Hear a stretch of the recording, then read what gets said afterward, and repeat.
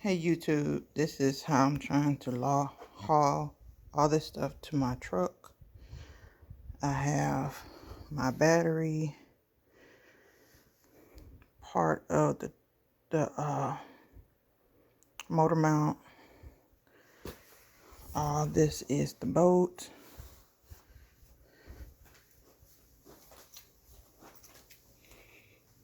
And my 55-pound thrust motor. Hopefully it don't fall off. I gotta go up some steps. This is heavy as heck. All right, I got it in my Trailblazer.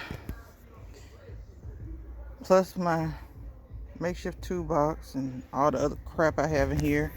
I had to put it lengthwise. It's very bulky. And I still have to put this in.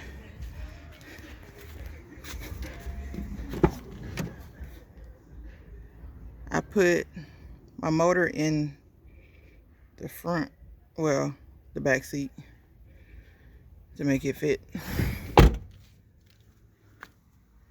But this is what I wanted to do. I want to go boating, so this is what I got to do. Okay.